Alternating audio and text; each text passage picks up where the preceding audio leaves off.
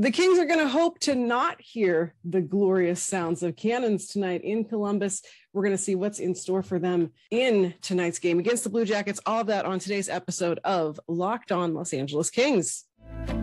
You are Locked On Kings, your daily podcast on the Los Angeles Kings. Part of the Locked On Podcast Network, your team every day.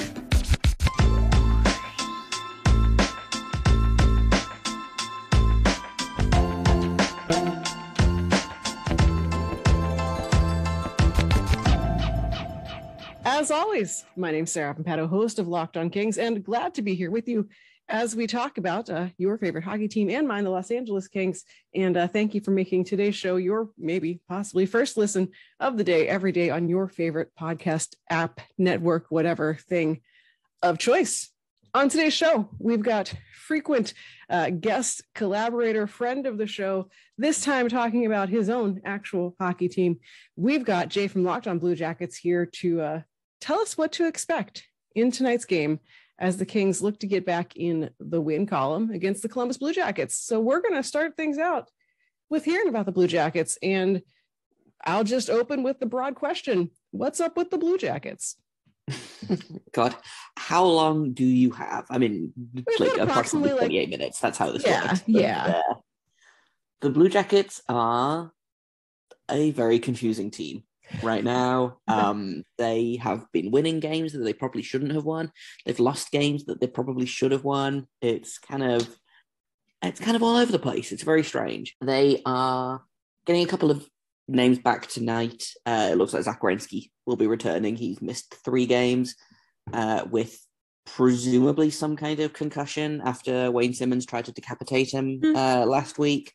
So that's good.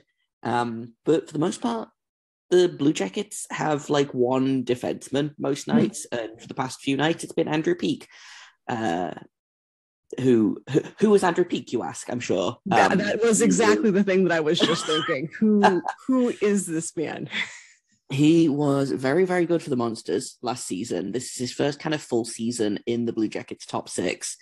And he played 28 minutes a night on average over the past 3 games. So Blue Jackets are doing just great. It's a team full of children, which I think is the main issue. It's a very, very, very young team. Young teams make mistakes, and it also doesn't help that we've had a lot of injuries this season as well. I don't believe we have had the full kind of optimal lineup this season for more than a couple of games at a time. I feel like that's basically like the story of the Columbus Blue Jackets for the past several years, right? Is just no one is ever all healthy at the same time. Yeah, it's not as bad as it was a few years back with the injury curse, where we like set a new record for man games lost in a season or whatever. But not great, you know. The goalie situation is getting better. It will be Elvis Merzlikins in goal tonight. It will not be JF Berube, who, in fairness, was brilliant in the 4 games that he played for the Blue Jackets when all of our goalies inexplicably died. But Elvis is back. He's healthy. Jonas Korpisalo is getting there, but I don't believe he will be ready to back up tonight. So you will get to see JF Berube. He will be on the bench. But yeah, the Blue Jackets are getting healthier. They're still missing Texier, who started the season on the 4th line and then like scored 10 goals in his first like 20 games of the season or something, which is something that I don't think anyone was expecting. Jake Bean is still out, and I believe Adam Boquist is out as well. So there's, 2 of our top 4 defensemen, which I assume means that Andrew Peeke will continue to play a bajillion minutes, but getting Werenski back, definitely good. Blue Jackets getting healthier, still not 100% healthy, but also not as terrible as like this time 2 weeks ago. How is Boone Jenner the one leading the scoring? How did that happen? That is not the name I expected to see when I opened up the stats page. So partially, I think it's because he keeps stealing all of Patrik Laine's power play goals. He's got that Dustin Brown thing of just kind of hanging out in front of the goalie during a power play. And so a lot of his power play, I think he leads the team in power play goals. He has 5 or 6 power play goals on the season. And I believe all of them are actually just Patrik Laine shots that have bounced off of Jenner and into the net. So like that's helping. But I think also it does help that he is playing on that top line. He has been centering Patrick Laine for most of the season. And so, it more ice time comes with more opportunities to score. And Boone Jenner is a really interesting kind of case study, I think, for the captaincy, because there was a lot of talk when Nick Foligno got the C.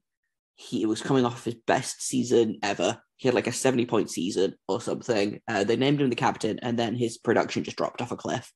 I still think that he was the right choice to be captain. I think he was a fantastic captain, clearly off the ice, just an absolutely phenomenal human being. But something about wearing the C, I think, got to him on the ice. He put a lot of pressure on himself, and he didn't live up to that pressure as much as he wanted to or anyone wanted to, I think. And it's basically the exact opposite with Boone Jenner, who seems to have taken this leadership role and been like, right, well, I'm going to lead on the ice. I think he's good in the room as well. I think he's good off the ice. Obviously, you can't comment on stuff like that when you aren't there, but Boone Jenner has been leading by example. So it's really good to see. I was curious to see how he would do this season with, being a new captain. And I still don't think he's a center, but he's kind of the best we've got right now. We have like 2.5 centers and one of them is 18 years old. So, we kind of have to use him as a center, but I still think he's stronger on the wing, but he is definitely benefiting from playing next to Patrick Laine, as most players would, I think. Yeah, I feel like you could put just about anyone there, and yeah, you might not score the goal yourself, really, other than it bouncing off of you, but you sure are going to be involved in stuff. This is, of course, the first year post John Tortorella, as all of that unfolded last season. Brad Larson, obviously new to the head coaching role, not a new figure around the Blue Jackets world, though. Is this sort of what you expected? Like, was this year always going to be kind of transitional? You're not like the Blue Jackets, for anyone who hasn't checked out the standings lately, they're just out of the wild card spot technically, but there's 10 points between them and Washington, who's holding down the last wild card spot in the East. So, hashtag, you're telling me there's a chance, but I think that it kind of is what it is at this point. Yeah, it's very strange. The cynical answer with Brad Larson is that the Blue Jackets knew they were going to suck this year and they didn't want to pay big bucks for a guy like Gerard Gallant to come in and coach a bad team. I think they were like, well, Brad Larson's going to be cheap. The team's going to be bad. We might as well just kind of get it over with. And then they have kind of exceeded expectations, we'll say. This season for me, I've said from the very beginning, like, they're playing with house money. Every single expert, insider, stats guy, whatever, was like, the Blue Jackets are going to be at the bottom of the Metro Division, probably challenging for bottom of the league overall.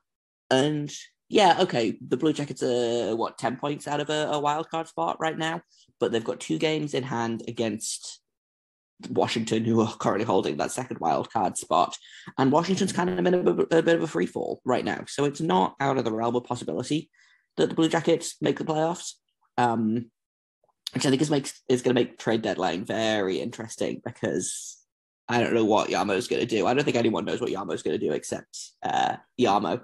Maybe. But I have really liked Brad Larson this season. The Blue Jackets probably aren't playing as good hockey under him as they were under John Tortorella, but they're playing more fun hockey. And honestly, and this is the thing that I've kind of been enjoying, is the players are being more creative. They're being more dynamic, I guess, because they're not afraid to make mistakes. And I think that was the problem with John Tortorella at the end, was, well, why is the power play so bad? And I think it was almost like paralysis. They were so afraid to make a mistake and get a shorthanded chance, because they knew if they made a mistake, then Tortorella was probably going to staple them to the bench for the next, 40 minutes of the game or whatever. And Brad Larson doesn't do that. he doesn't bench guys for making mistakes. You know, the players are allowed to screw up. And I think that's done leaps and bounds for their confidence and their willingness to try new things and have fun with it. And yeah, it doesn't work out all the time, but it makes the games a lot more fun. And the players seem to enjoy playing. The players seem to enjoy playing under Brad Larson, which, you know, is good. And I think they needed a coach like Brad Larson, who is kind of more of a player's coach as opposed to a coach. Mm-hmm. The Tortorella was, if that makes sense. Yeah, I feel like that is sort of that makes sense of, you know, everyone knew this wasn't going to be a squad that was going to win the Stanley Cup. So let's just have like a nice friendly face in here to loosen everyone up and then, you know, go from there. Before we jump into some questions about the Kings, who's sort of your unexpected star this season for the Blue Jackets, other than, you know, Boone Jenner somehow being the leading scorer? Who's your like under the radar pick this year? I think an under the radar pick for MVP for me anyway is Jake Voracek, who we haven't even talked about yet. Blue Jackets made I would call it a huge trade. It was basically 1-for-1, I think. Cam Atkinson for Jake Voracek, swapping a scorer for a playmaker. That hurt on like an emotional level. You know, Cam Atkinson was one of my favorite players. He really loved the team. I thought he was going to be a Blue Jacket for life. Traded him to Philadelphia for Jake Voracek, and what we got in Jake Voracek was, I think he's at 40 assists on the season so far, and 38 of those are primary assists. It's bonkers. Like that's what we got him here to do, and so far he is performing above expectations. He only has 2 goals on the season, but he's basically been stapled to Patrick Laine or Oliver Bjorkstrand, who are probably our best shooters on the team, and he's just happy to pass them the puck all day, every day.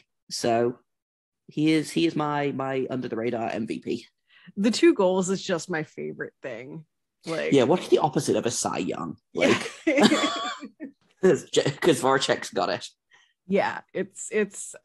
I love it. I hope he doesn't score any more goals because it's just really funny, quite honestly. It's so good. I love it a lot. Well, we're going to come back and take a look at the Kings and get all of the questions answered for Blue Jackets folks.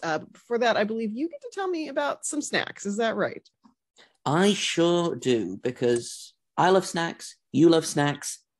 I don't think there's anyone out there that doesn't love snacks. And Built Bar is the best snack because it fulfills that craving for, if I don't eat a candy bar right now, I might die. And also soothes the guilt of eating said candy bar, knowing that I should be eating healthy.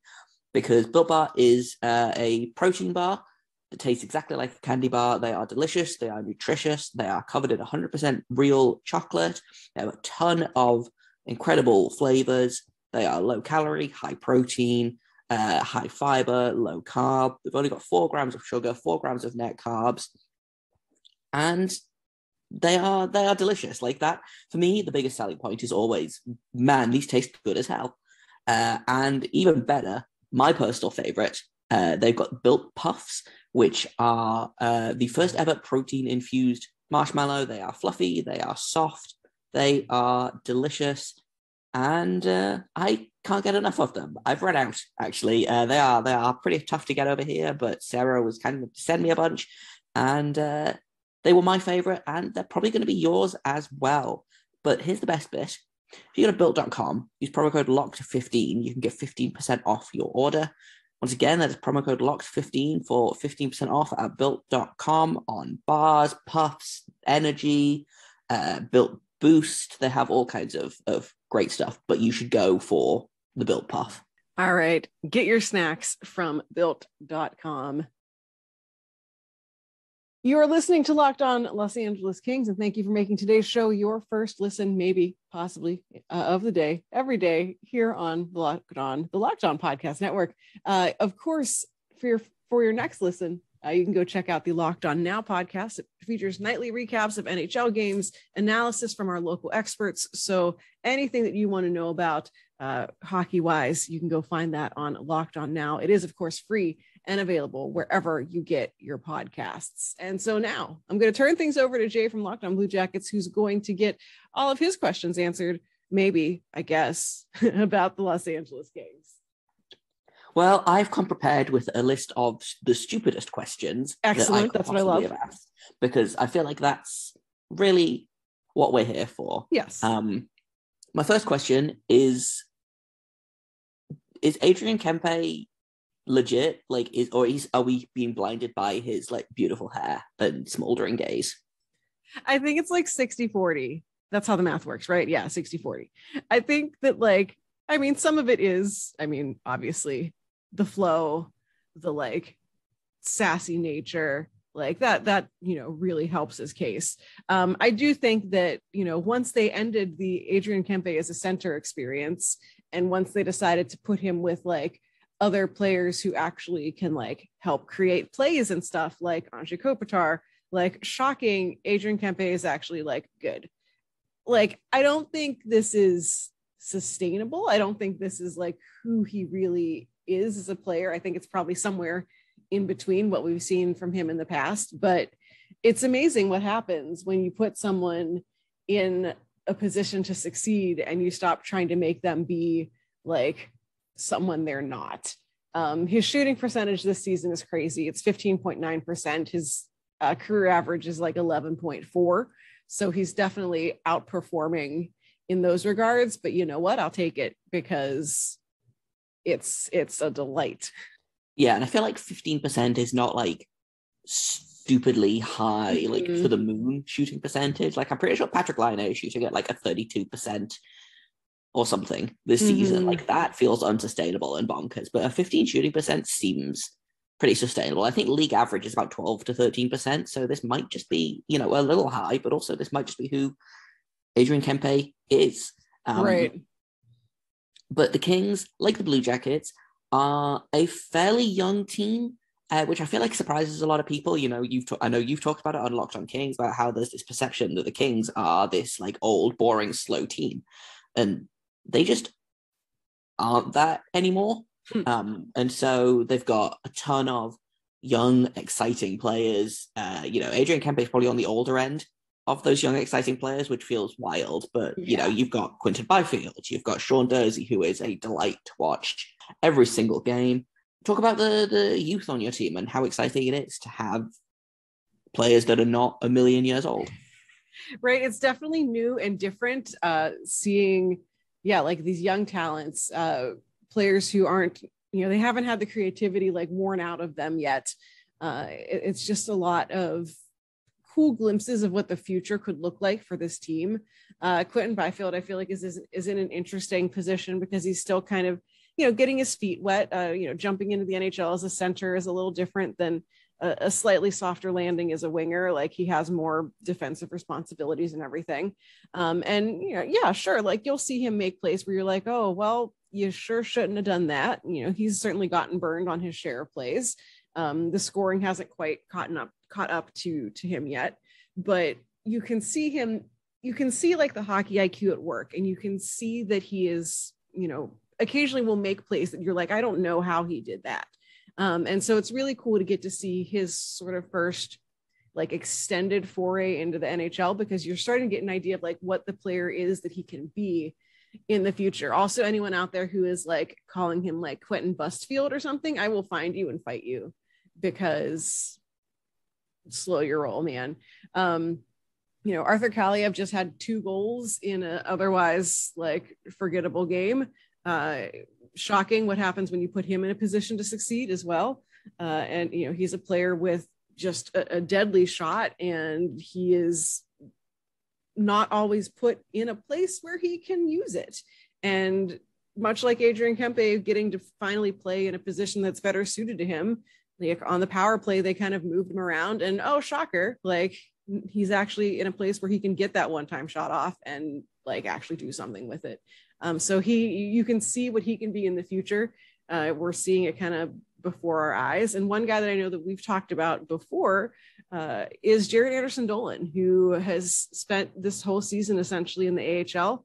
He's gotten a couple of games in a call-up, but just hasn't, a victim of the numbers game. There just hasn't been room for him in the NHL lineup. And he has been called back up. He practiced on the top line. So it was him, Kempe, and Anze Kopitar. So that feels exciting. It feels like a really good chance for him. And after a couple of very meh games in a row from the Kings where they needed someone to score, it's not surprising that they've shaken things up a little bit. So I'm glad that our boy Jad is going to get some more chances to show what he can do at the NHL level. We do love Jad here at Locked On Kings. As a part-time Locked On Kings person, we do love Jad. Someone else that I want to talk about, the Kings, for me, may have won the free agency period in the off season with the signing of Phil Danault, as Laura Saba of Locked On Canadians calls him. He has been, like, I knew he was good, but I feel like giving him competent wingers has been a revelation for the Kings. And then obviously Alexander Edler was horribly murdered and will never be seen again. But those two signings, I think, really were the perfect signings for the Kings. But the Danault one especially strikes me as just such a good piece of like bridge work between Kopitar and Byfield. Yeah. I loved that signing when it happened. I love it even more now that we're seeing what we're getting out of Phil Danault, who, it feels like he has been around forever. And like, as someone who, followed him when he was a prospect still in Chicago system, I feel like I have known Phil Danault forever. He's 29, which I feel like is, I guess, old in hockey terms, sort of, but it's, don't say that. Just, yeah, I mean, like, as a 29-year-old, don't say that. But I feel like he's like just kind of hitting his peak in terms of, just again a player who's being put in the right situations and is being given the opportunities to succeed. I mean, we saw what he could do defensively with Montreal. I love the fact that he was basically Mark Stone's worst nightmare in the playoffs against Vegas, and the Kings saw that and were like, we want that. We would like Montreal to torture the Kings, right? The Knights, even. Right. We would like to torture the Knights, right? Like they saw their opportunity and they took it, and I love them for it. I think with Phil Danault too, looking at Montreal, like I think that they acquired him because they knew he was a good defensive center. When he was with Chicago, I was always basically like, he is like new improved Marcus Kruger, essentially, of like that same kind of profile of like very defensively responsible, tough to play against, but also the improvement is that he could actually score some goals. And I think Montreal just didn't put him really in a position to be a goal scorer. I think that they were like, well, you do the defenses now and you let the other guys score the goals. And the Kings are just like, I don't know, do whatever you want, man. And we're seeing that. So I think that it's definitely, he's become a very quick fan favorite with Kings fans. People love him. Everyone is super hyped about the signing now. Probably, I'm sure you can go back in half their Twitter histories and see them, dumping on it whenever Rob Blake made it. Edler, I feel like I'm so bummed that he got hurt, because that was a signing that I was like, this could be a nothing signing. Like, he's just a guy who's there to kind of rotate in and out of the lineup. And he very quickly came in and showed like, he still has something left in the tank. Like, no, he's not fast. I don't know that he was ever fast, but he just played such a steady game, and you knew what to expect from him. And, having that sort of leadership on the back end was great. He hasn't played since early December 11th was his last game played when he got hurt. He played 1 minute and 7 seconds before someone on the Wild hurt him. I think that he's getting close to coming back. His was a broken ankle, which was the same thing that happened to Quentin Byfield. But obviously, if Phil Danault's 29 is old in hockey years, Alex Edler's 35, almost 36 is like basically dead. Keeper. Yeah. So, obviously he's going to take a little longer to come back from a broken ankle than Quentin Byfield would, but I will be excited to see what happens when he comes back in the lineup, how he rotates back in. But it was such a sneaky good signing that I expected nothing from. And then it turned out that he actually was very beneficial on a sort of weird Kings blue line this year. Yeah, I feel like Alexander Edler is one of those guys that you never see. Mm-hmm. You never think, oh yeah, he had a really good game. And then you look at the underlying stats and you're like, oh, he killed every offensive chance that the other team had. He doesn't play that. I think didn't he just score his 100th career goal this season? Yes. After 15 years in the league, yes. he's not going to score goals, but he is there to make sure that the other team does not also score goals. So the only time you really notice him is when he makes a mistake, and he doesn't do that very often. Mm-hmm. So I feel like he kind of snuck up on me as well. I was watching some Kings games earlier this season. I was like, oh hey, this guy is pretty good. So I hope he goes back as a part-time Kings fan. I think the Kings blue line has missed him. One more. I think we have time for one more question before we have to go into break. Todd McClellan seems to have accidentally become a good coach. What's up with that? I mean, I feel like it's a combination of the years of work of him trying to set the Kings up with the system that he wants kind of finally paying off. And he actually has a lot more talent under him this year than he has in the previous years in his Kings tenure. He does, of course, have COVID right now. I think he was back practicing with the team today, but they're not sure if he's going to be cleared to be behind the bench. But I think that one of the things that I've appreciated about Todd McClellan and watching him is that he helps, or at least my perception of it is that he helps the players understand why he's asking them to do something.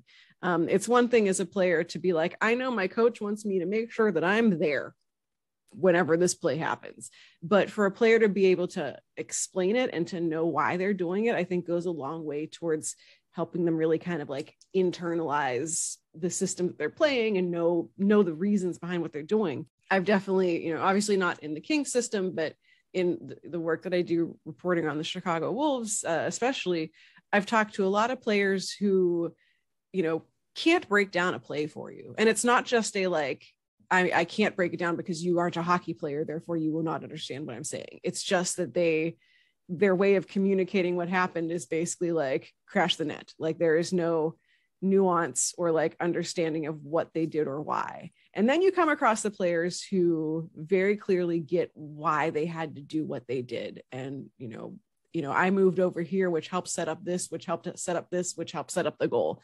And I think that Todd McClellan's really invested in making sure his players understand that why. And, obviously I haven't talked to any of the Kings players to know that for sure, but having watched a lot of Kings practices and stuff, you get to see how he interacts with them on the ice and what he is trying to teach them. They're NHL players. They don't need to learn how to play hockey, but they do need to learn how you are expected to play in, with this team. And there have been times earlier in the season, even where I was like, I don't know if he's the right guy to lead us through this, but things seem to have kind of evened out. And I think that he's earned the benefit of the doubt, I guess, in terms of being patient. And, now that he has actual hockey players basically on all of his lines, I think the expectations are a lot higher. When will he send the corpse of Dustin Brown to the Shadow Realm? I think he has to apply for permission from the High Council before he can do that. So it depends on when the village is not under siege by a dragon and can be returned. The owl message can be returned to him. Okay, that seems fair. I'll allow it. I'm going to start a free Kaliyev hashtag on Twitter. I've decided. Yeah, I think you should. I think that would be very good. We'll talk about that coming up next. But before we do that, let's talk about betonline.net, because football is, of course, over for the season, but basketball is in full steam for both pro and college hoops. It is indeed March Madness. So if you are into the basketballs, well, BetOnline has everything for you. From all the latest odds, totals, player performance props to where the next fired coach is going to land, betonline.net is the number one spot for all of your sports betting needs. BetOnline remains the best spot for all of your sports scores, podcasts, and news this season. And of course, it isn't just basketball. BetOnline.net is your source for hockey, boxing, and UFC odds. Basically anything you could think of, you can find there. So head to the website today or use your mobile device to learn more about the trends and the action. BetOnline, it's where the game starts. So before we get into predictions, what we think is going to happen, whatever, I will give you this opportunity to talk about the Free Arthur Kaliyev movement. I just think he should be freed from Brendan Lemieux and put on that third line with Byfield and Iafallo. That's it. I just think he has played well. He has played a really smart brand of hockey. He has responded well, I think, to the coach telling him that he needs to be better at certain things. I think he has made a massive improvement throughout the season. And I would like to see him rewarded by getting real line mates. As much as I like Blake Lizotte and Brendan Lemieux is there, I guess, I do think he has earned this small promotion to playing with an actual center and a winger that knows biting is wrong. Yeah. And it would be such an easy swap too, because, you know, realistically thinking about sort of the style of that fourth line of Lemieux and Lizotte together, it is very much the stereotypical like energy line. Like we come in to like hit things and, you know, mess things up and whatever. And that's like Dustin Brown's career, is being that player. And giving Kaliyev the opportunity to play with Quentin Byfield, who I'm, you know, fairly certain they have spent time together in Ontario on a line together. And if they haven't, they should have. And then with a like uber defensively responsible werewolf child like Alex Iafallo, hashtag biting. There's like 18 werewolf jokes and I'm really just trying not to make them. But yeah, it'd be such an easy swap. And I hope that eventually they get there. I know that like the optics of, you know, further shuffling Dustin Brown down the lineup, whatever. But like, listen, at the end of the day, yeah, you have to win hockey games. And if someone's feelings are hurt, I'm sorry. But Dustin Brown is an adult. Like he, I think, can and should recognize that he isn't quite playing up to like the expectations that, you know, we have for him. And the past couple of seasons, it is frustrating because he sort of turned things around the past couple of years. And you were like, oh, wow, Dustin Brown's actually like contributing. Well, this season he hasn't. So I am all about this. I think it would be a great move. It would be an easy move. And I think that Todd McClellan should do it. So I'm going to go write a letter to my high council to petition Todd McClellan to do the thing. I got really excited when I saw the lines and I was like, okay, Jad's going up on that top line. Iafallo's moving down. Ooh, a line of Iafallo, Byfield, and Athanasiou. That could be really fun. And then nope. Instead, this. In fact, like I feel like the Dustin Brown's feelings could not be more hurt by being put on the fourth line than the time they took the captain away from him. You know, right. In the grand scheme of things, yeah. But I'm very upset by the concept of this game existing. Because on the one hand, I would like the Blue Jackets to win, but on the other hand, I would also like the Kings to win. And so here I am in the middle, obviously rooting for the Blue Jackets to win, but I don't want to make the Kings too sad, especially considering the Boston nightmare and then the indignity of losing to the Dallas Stars. Disgusting. Terrible. It's not like losing to the Knights bad, but losing to the Stars, it's just... There's no dignity in it, you know? No. Especially when you were winning and then you decided to just basically stop playing for like 4 minutes and then you lose. Like, don't do that. How about? Yeah, maybe instead do the opposite of that. Right. I suspect this game is going to be a nightmare. And not just because I'm invested in both sides. It feels like a game that's going to be messy. And I have no logical reasoning to back that up. It just feels like a nightmare game waiting to happen. Yeah. And I think this is a game that I think they said the expectation is that Jonathan Quick is starting, I think. which could be. Oh, he's gonna try and murder Boone Jenner. Yeah, well, yeah. It could be adventurous. Yeah, this feels like a game that my guess is high scoring for no good reason. Yep. We're gonna see some stupid goals because that on both sides just feels right. This feels like an overtime game, which I feel like as someone, you're someone who is invested a little bit on both sides. That's always my like preferred outcome whenever I kind of like both teams, is like, well, at least everyone gets a point. And then we also get the anxiety of overtime hockey. Yeah, it's a real win-lose scenario. The ideal is, I think, a 2-1 overtime win for the Blue Jackets, because then the Kings don't get shut out, but Elvis still has a good game, and also the Blue Jackets win. And also, there are not a million goals, because I don't know if I've talked about this on Locked On Kings before. Locked On Blue Jackets listeners know that I intensely dislike high-scoring games because it makes the goalie sad, and that's not allowed. Right. I mean, and like, listen, like Elvis Merzlikins is just a like happy little like Latvian puppy. Like him being sad is probably illegal in places. It's definitely illegal. He is just a guy. He's just a little guy. He's just a happy little guy.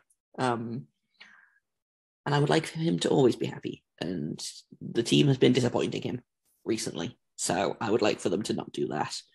However, I suspect it's going to be 4-3. Yeah, that's what I'm leaning towards. Feels like a 4-3 hockey game, you know? Yeah. Who's your opening scorer for the Blue Jackets? Who gets the first goal? Oh man, it's going to be real dumb. It's going to be so stupid. It's going to go in off someone's butt. Man, I think it's probably going to be like Sean Corrali or Max Domi. Max Domi is going to be my pick, actually. That feels right for this game. And I also feel like Max Domi is going to try and fight Brendan Lemieux at some point, even though I'm pretty sure they're friends. That doesn't matter. It feels like they're going to fight. Right. I mean, and especially the whole like intergenerational. I mean, we've already seen Lemieux Kachuk nonsense. It feels like Lemieux and Domi is also I just assume their dads had beef.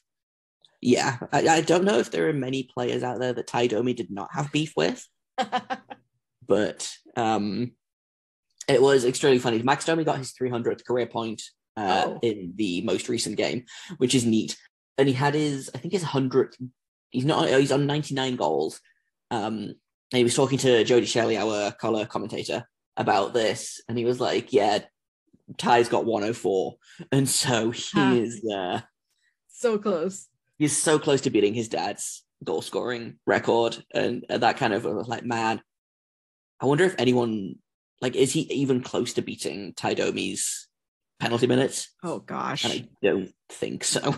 Like his career penalty minutes probably equal like one season of Ty Domi's. Right. Yeah, no, that's crazy. I honestly keep forgetting he's on the Blue Jackets. I feel like Twitter GMs have basically traded him so many times that I forget that he's still there. He probably will not be there for much longer. Yeah. I am manifesting a trade to Toronto for their first round pick because that feels right. Mm-hmm. You know, they love the homegrown kid. He has that hashtag grit. Mm-hmm. He's having a pretty good season for the Blue Jackets. And Kyle Dubas is a bad GM. So. Shots fired. I like it. So for first scorer for the Kings, my heart says Jaret Anderson-Dolan because I just want that to happen. I want him to score a goal and be like, see, I should have been up here all along. My guts say that it's a really stupid goal from like Brendan Lemieux or something. Like, oh yeah, again, that feels right. Right. Like I don't think we're getting any pretty goals in this one. No, it's going to be messy goals. It's going to go in off knees and butts and, and own goals. Yeah. Would you like to guess how many penalty minutes Ty Domi has? Like career or career? How many seasons has he been in the league? I'll give you his. Where is it? Okay, he has in his career. He got his season high was 365 penalty minutes in one season. Oh my god! And he's been around what, like 5 years? 4, 6? He had 15 seasons. This is Ty Domi's. Oh. I thought you were talking about like Max Domi, and I was like, oh, no, Ty Domi in 15 seasons in 1997 and 1998 with the Toronto Maple Leafs. He had 365 penalty minutes in 80 games and 4 goals. So many. Let's just give him a nice even 3,000 penalty minutes career. Higher. He had. Oh my gosh. Yeah, he had 3,515 career penalty minutes. That's how much time did he spend on the ice playing? Not that much. Yeah. Wow. Okay. That's a lot. That's a lot. Sure is. Man. Yeah. If they don't get in each other's faces tonight, I will be shocked. Yes. It feels inevitable. Yeah. Man, the sport, it's something else. It's real dumb. Well, this, unlike this game, has been a delight. It's not been dumb. It's been delightful. Do you have any closing thoughts on the Columbus Blue Jackets as we wrap things up? Anything that you have on your mind about this most likely ridiculous game? Yeah, I just hope that no one gets hurt and that both teams have a modicum of fun. I would like this game to be fun. I don't need it to be good. I would like it to be fun. Yes. I concur. I'm hoping for fun, especially after the Kings' past couple of games have been the opposite of fun. So I'm really looking, for fun. No one gets hurt. I in the interest of fun, I want it to be like a 5-4 game, but we'll see. That's not fun. That's the opposite of fun. That's because I'm not a goalie. Fun is when the goalies do good things. Like there was a 1-0 Penguins New York game last week, and I was like, this is the ideal. This is what I want every game to be. I know I'm the worst hockey fan. That's fine. It's whatever. We're all entitled to our opinions, and we'll see who's closer to being right. This has been delightful. We, of course, will keep hearing from you throughout the dawn of time, as we always welcome you back on the show to talk about Mini Kings and Adrian Kempe's great flow and anything else that happens to come to mind. For people who want to hear more about the Blue Jackets for secret reasons or anything else, where can they find you and your work online? So you can find me over at LO_Blue Jackets on Twitter. That is the podcast's Twitter. I'm at _Jacob Foster, JAKOBFORSTER. If you would like some Star Wars and dog pictures mixed in with your hockey, I also cover the Ontario Reign for Field Pass Hockey. So you can find my written work over at fieldpasshockey.com or at FPH Rain, and I will of course be back here on Monday for Mini Kings Monday. Excellent. And for Blue Jackets people, and also anyone who doesn't already know, you can find me on Twitter at Right Said Sarah. The show is on Twitter at Locked On LA Kings. You of course can find it wherever you get your podcasts. If you want some Western Conference news in general, you can find me on Wednesdays with Jess Belmosto as we talk about the Western Conference on Locked On NHL. All of the shows available on podcast places and YouTube places and wherever you can think of. So that is it for today. Thank you so much for listening. Now make your second listen of the day Locked On Fantasy Hockey, where hosts Steele Roden and Flip Livingstone help you become the expert of your fantasy league. It is free and available wherever you get your podcasts. So go check it out and go crush your competition. That is it for today. Thank you so much for listening. Thank you, Jay, for joining the show again. And we, of course, will have more next week on Locked On Los Angeles Kings, part of the Locked On Podcast Network, your team every day.